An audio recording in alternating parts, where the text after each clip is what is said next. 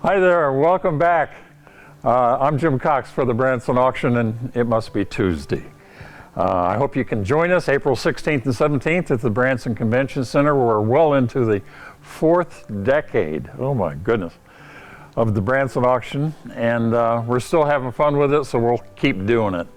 It'll be Friday and Saturday night, 16th and 17th, Friday and Saturday all day long. And we'll have a reception for buyers and sellers on Thursday evening. So we hope you take part of that too. This year, as we did in October, which was a very successful sale, I was pleased to say, we're going to have live bidding. There may be a mask rule in effect. We will also have phone bidding. We've got a good phone bank going on. And then we've got the internet as well. I put that off for a long time, but now it's a very integral part of everything that we're doing. You have to register earlier if you're going to be an internet bidder. So get a hold of us as soon as you can. Also, if you're interested in consigning a car, get a hold of us as soon as you can, because the more time we have to market whatever it is that you want to sell, the better it will be.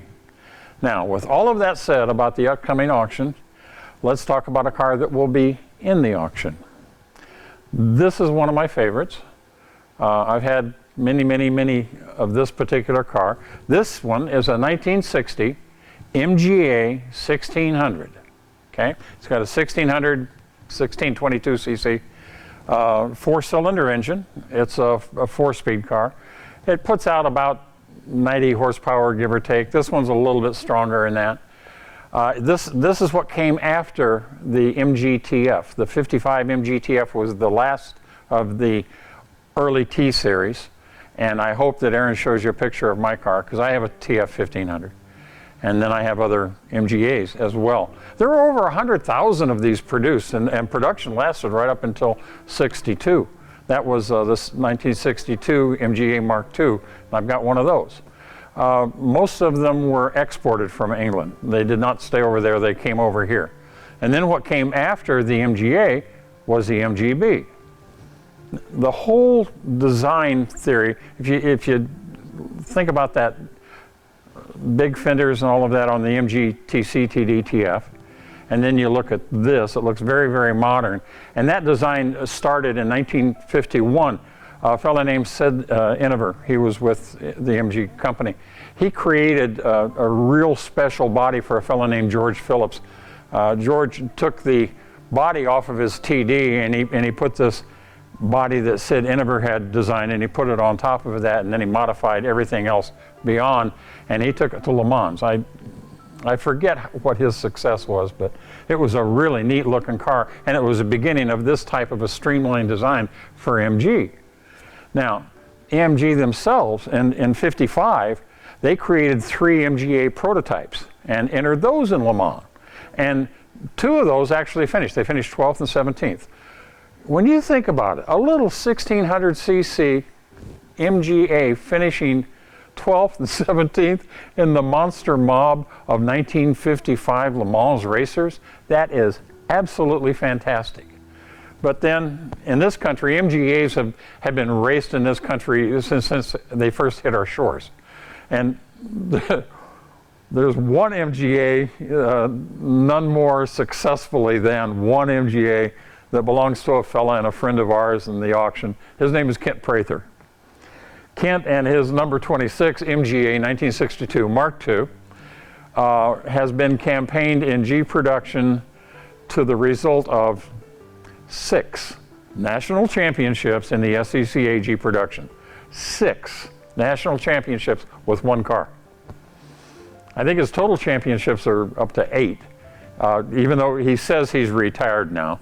But I think the last 2 might have come in a Miata. Not sure about that. My motor for my current race car, my TR4, the motor and the chassis setup was done by Kent Prather. The dyno work was done by his son, Jesse. Jesse's very successful. I think he has 2 or 3 championships of his own now in the Mazda Miatas. And in an BMW 3 Series? No. I forget what series Jesse's racing, but he's doing extremely well too. If you want to know more about the Prathers out of Topeka, Kansas, and what services they offer or what products they sell, even though Kent says he's retired, give me a call or just look up Prather Racing Topeka and you can find out everything you want. A little bit more on this car.